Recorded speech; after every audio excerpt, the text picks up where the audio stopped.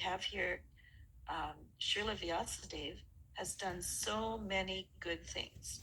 As he himself has said here, I have, under strict disciplinary vows, he's not just an armchair, dilettante, just, oh, this is interesting, let me play with this.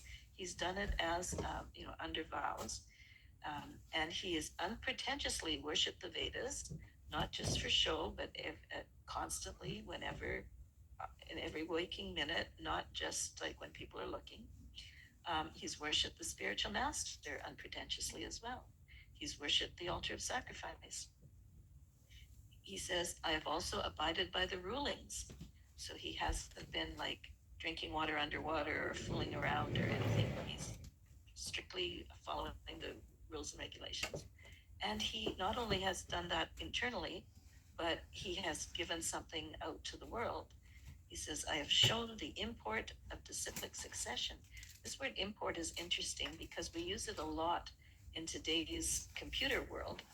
I'm going to import out of this document, I'm going to import this file, but that's not what it means here. This is import as in important. He's shown the importance of disciplic succession through the explanation of the Mahabharata. So he's done the Mahabharata, he's done all these things. The Mahabharata by which even women, Shudras, and others, friends of the twice-born, can see the path of religion. So not only has he been internally proper, he's also been useful to the world. And not just his own kind of people, but all people, women, Shudras, people that could have been Brahmins but aren't quite up to the qualification. He's not only been nice to them, he's given them the way that they can see the path of religion. He's done all that. Yet somehow still he's sitting there not feeling satisfied at heart, not feeling that sense that his work has come to perfection. And he's not putting up with that. He's wondering about that. He's examining that. What have I done wrong or not done? I've done this, I've done that. He's ticking off the things that any one of which could have caused his work to not be perfect. If he'd missed any of these things, if he had not kept strict disciplinary vows, obviously that could make his work not perfect. If he'd been pretentious about his worship of the Vedas, that could have made his work not perfect. If he'd been pretentious about his worship of the spiritual master, that could have made his work not perfect. If he'd been pretentious about the worship of the altar of sacrifice, that could have spoiled it. He also pointed out he's abided to himself, he's abided by the rulings, because of course that easily could have made his work not perfect.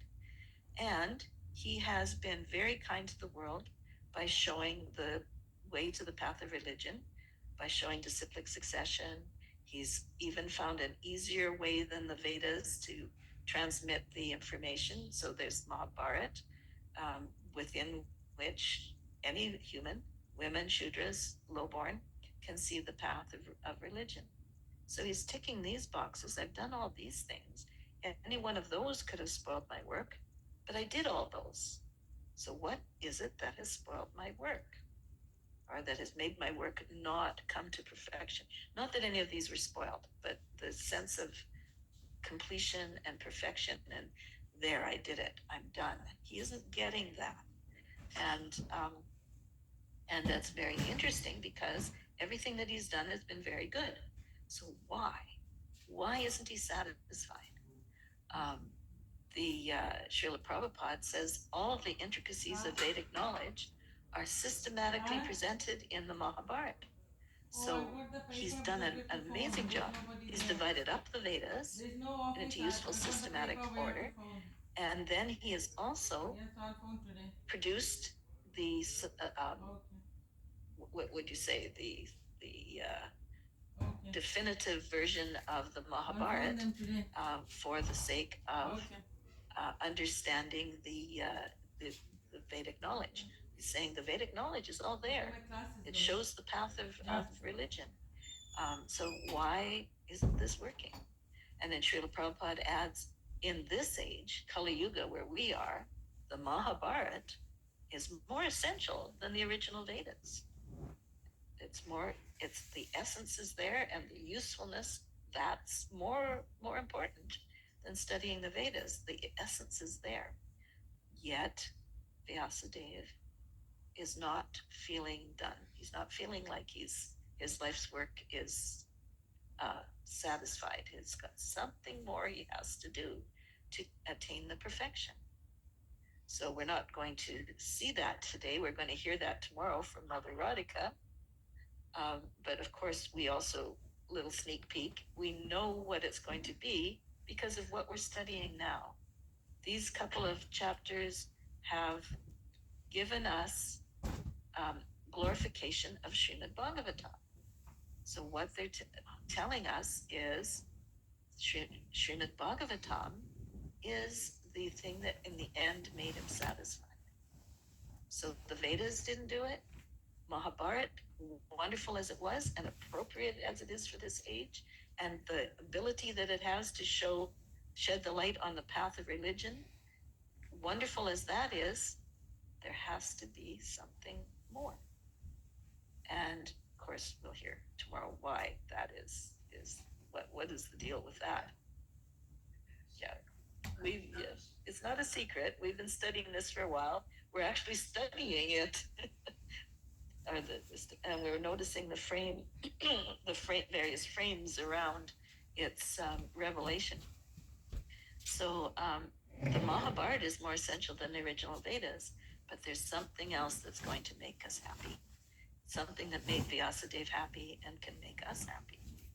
And so there's something else coming that is available to us here in Kali Yuga, and it is, if the Vedas and Mahabharata couldn't make Srila Vyasadeva happy, who was doing absolutely everything else right, then it's unlikely they can fully satisfy us either. Something else will fully satisfy the heart, mind, and soul the of the little sparks of Krishna that are wandering aimlessly throughout the universe, trying to find happiness and not finding it. Something else will give the happiness. So we won't name it because Mother Radhika will be able to name it tomorrow, but we all know what it is. And and this is probably important for us when we try to understand where to put our time, because we have limited time. We have very, very short lifetimes in Kali Yuga, and we have to spend so much of it on the daily duties, keeping body and soul together, having some safe way of earning a living, or having some decent human interactions, and and the days are so short, and unfortunately most of us need to spend a third of them sleeping in order to recharge that vehicle that we're driving around. And so then, there's very little time. And then, as Prahlad Maharaj mentioned when talking to his classmates, in your lifetime, there's very little time. First you're just a little kid and you're supposed to be studying. Then you are an older kid and you're really supposed to be studying. Then you have a family, and oh my goodness, the duties that are required of you then, and the sleep deprivation, and the everything that comes with raising a family, and very little time for anything. And then you think maybe, well, when I'm older and have all this time, when I'm retired and there's nothing else to do, and then you find that your body takes up more and more of your time because it's falling apart, and you have to do exercises to keep it working, which you didn't have to do when you were young. Everything was fine. You can't get away with a sleepless night anymore. You have to make up for it if you have to do a marathon, or just for health reasons have a sleepless night. You have to make up for it. And so many new duties around keeping the body together happen. And again, where did the time go? And the time goes faster and faster as you get older. When you were 2 years old, 1 year was 50% of your life. But when you're close to 100, 1 year is 1% of your life. And my goodness, does it ever zoom by faster and faster? So the idea that, oh, I'll do it later, I'll do it when I have nothing else to do. Actually doesn't ever happen. So there was little Prahlad saying to his classmates, just do it now. Just don't wait. Do it now. Do it all through. It's never too late to start, but it's always, start as soon as you can. And so, we're looking everywhere for happiness. The idea that we can maybe postpone it and do it later, or that we can find that happiness, as the earlier purport, Srila Prabhupada said, it can't be found in the first purport we had. Where did it go? Second purport we had. The satisfaction of heart has to be searched out beyond matter, because most of the little sparks wandering aimlessly through the universe are um, impressed with matter. They're thinking that something related to matter will require will provide that happiness. But if we are to take the advice of those who have found that happiness, it isn't found from matter. The advice of Srila Prabhupada is it has to be searched out beyond matter. Matter has to be there. You have to do the duties, but there is something beyond matter that is going to actually make you happy. And here we have Vyasadeva searching in his heart, wondering what it's going to be. One of the things that I was surprised about when I was looking at this chapter is my recollection of this from the past was that he never figured it out, and his spiritual master dropped by and told him what it was. But actually, he did figure it out himself. Srila Vyasadeva, the situation we're looking at him right now was like, what is it? What's wrong? Why isn't this working? My recollection from just what this part of the narration has was that he didn't know, he couldn't figure it out, and his spiritual master came by and said, oh, it's this, you have to do this. But in reading it again because we're in this chapter, it was like, oh, he did figure it out himself. He did actually know. He realized all by himself what it was, and then his spiritual master came by and confirmed it. Yeah, it was right. He was right. He had done the introspection, he had done the work, and came to the correct conclusion. It's okay. Okay, so that's about where we'd better give everybody else a chance to mention their realizations. So because Zoom would want to participate in this as well, we'll maybe use it as the mic. Okay. Anybody in the room want to share something? No. Going to give you the exercise. No, we can give. Okay.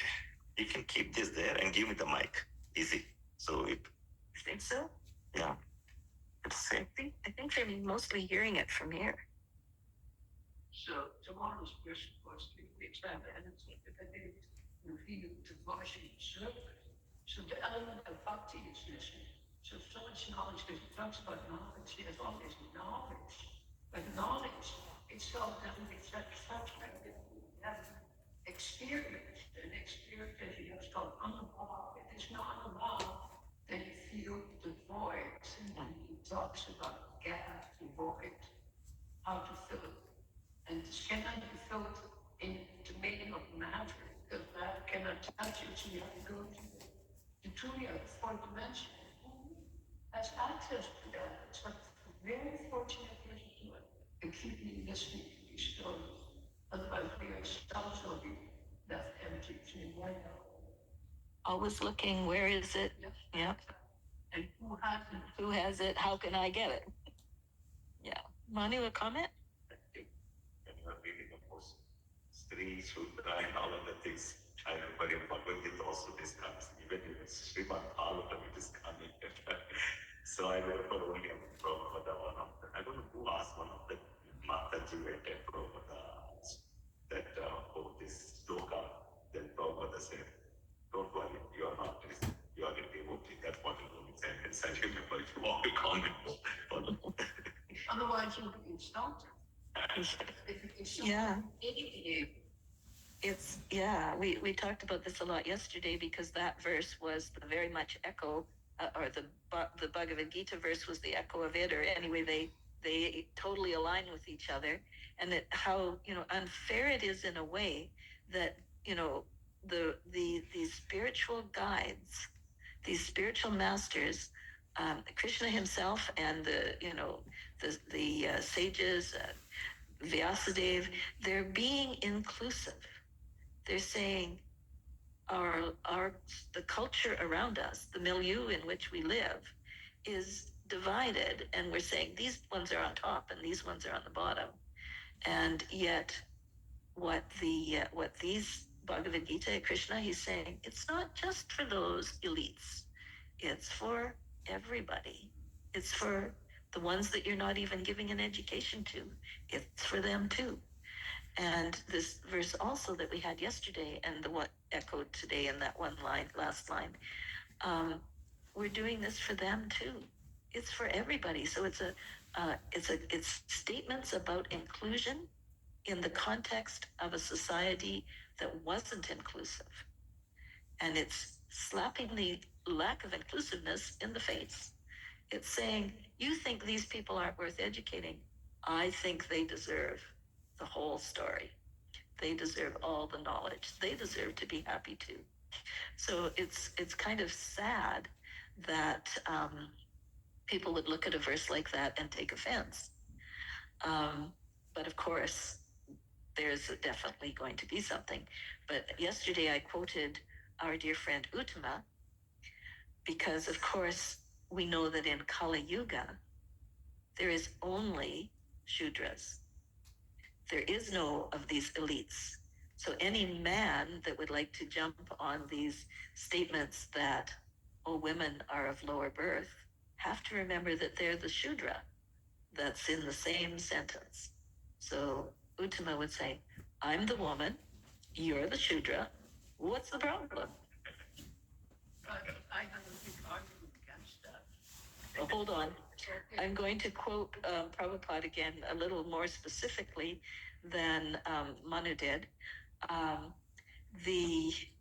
There were women that came to Prabhupada with concerns like this, and there was also Black people that came to Prabhupada with concerns like this.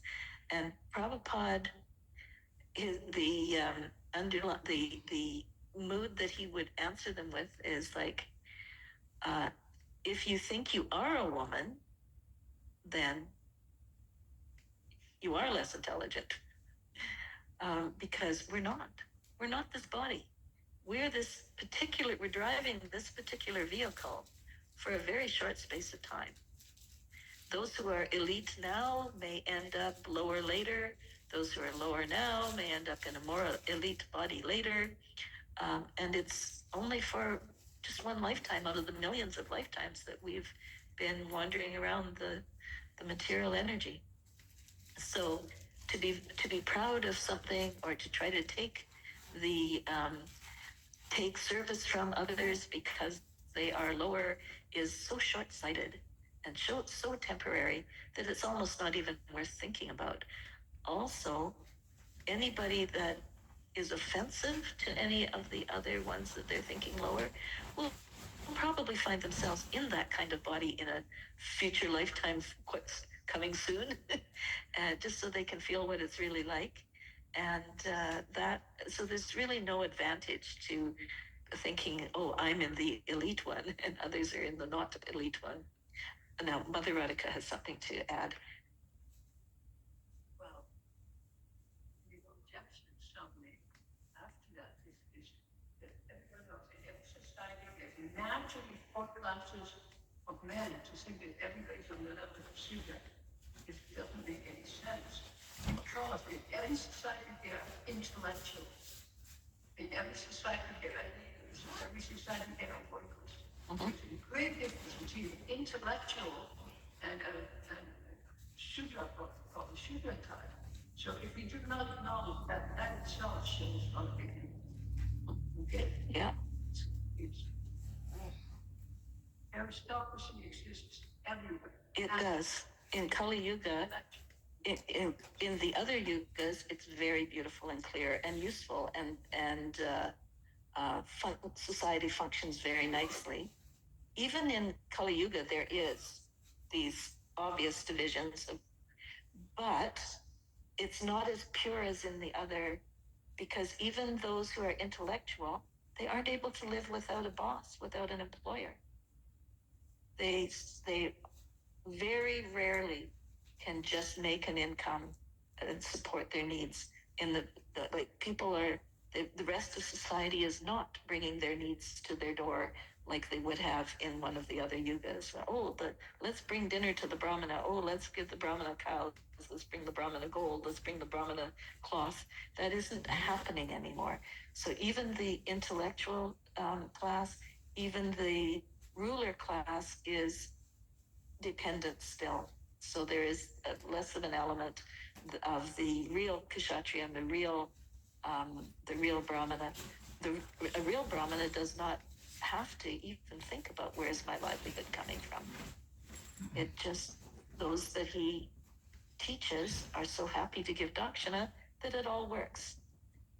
So there, it's not me that says that in Kali Yuga we're all born Shudra. It's Srimad Bhagwatam that says it. So that is that's the issue. That in this particular yuga, nobody needs to be proud of their high birth. It's not very high. There would be some births higher than others, but they're still not very high. So.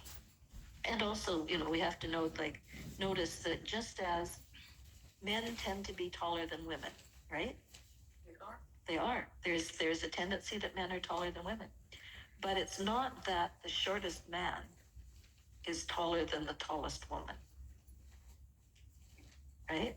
Look at Napoleon. Yeah. Okay, there's the shortest man. Are there any women taller than him? We have women in our own community here that are taller than him.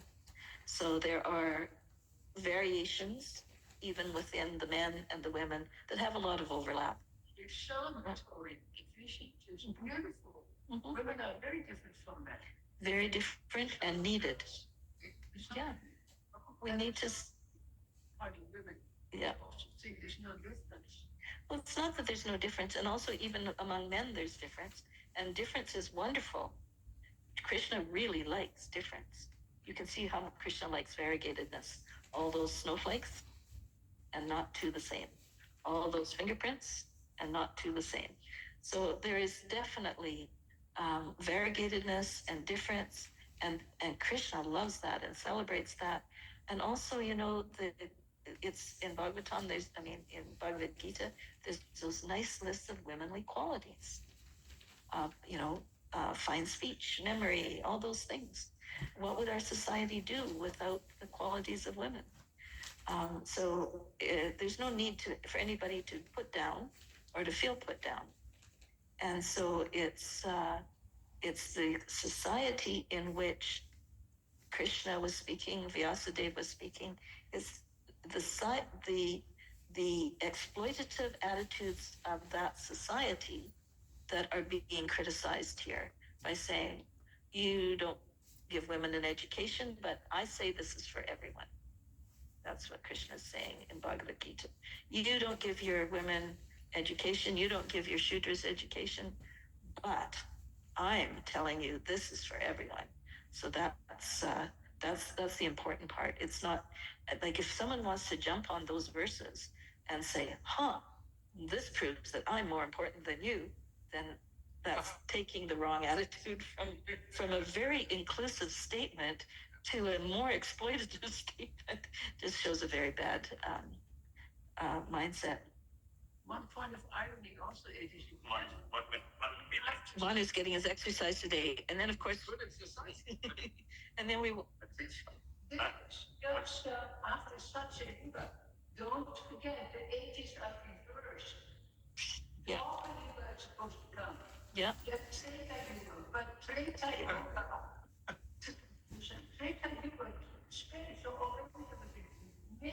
Sure. Anomaly.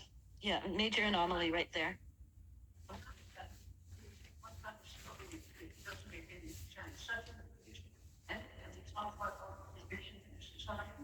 So it made that jump so there's a big gap in, and that's why it's a surprise. Yeah.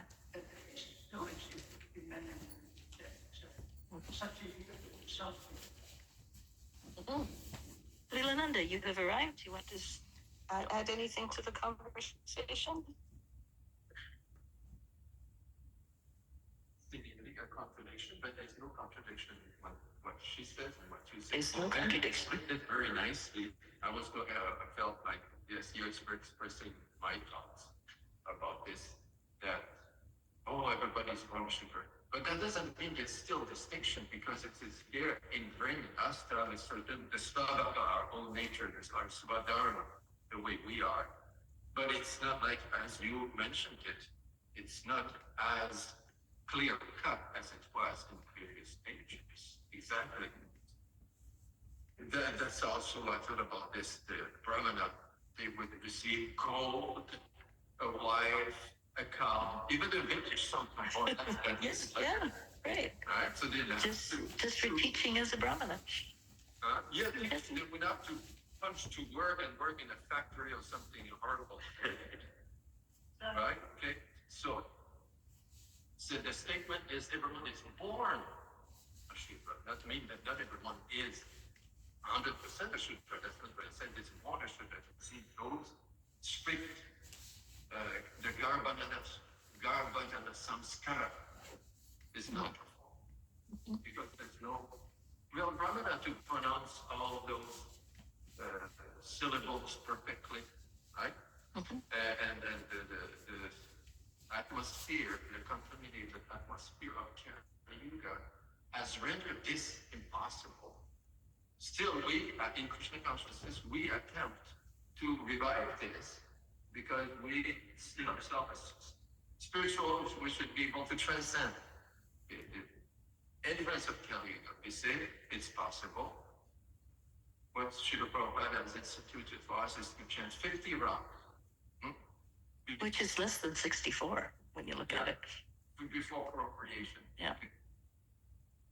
And an interesting fact about this act of procreation, in the, maybe it escaped our attention, but in the 10th canto, Srimad Bhagwatam, Nanda Maharaj and his wife Shoda, they would engage in procreating. And it was not done with taboo or a feeling of, oh, this is horrible, what we're going to do. No, it was actually announced. And it was performed at noon, not at midnight, at noon. And the whole village was aware of this. They were all aware. They were outside their house. As they were engaging in this act, they was outside the house performing kirtan. Why? Because they all wanted to have a nice soul joining the village. So they were creating a very, very auspicious atmosphere. So it was not something that we should be, they have to be ashamed and kept this secret. Right. Very special. Right? Do you remember in New Vrindavan? When Oh, every couple, yeah. child, Everybody would know. come together and the congregation would walk around and chant Hare Krishna. So It was very common. Yeah. It was a ritual of that particular group. So we're trying to recreate this, okay, in Krishna consciousness. But still, we're aware that in Kali Yuga, everyone is born as kind of it was a Shudra in previous stages. Almost everyone, it says in the, yeah. Almost everyone. See, there's still a possibility that some Might slip through with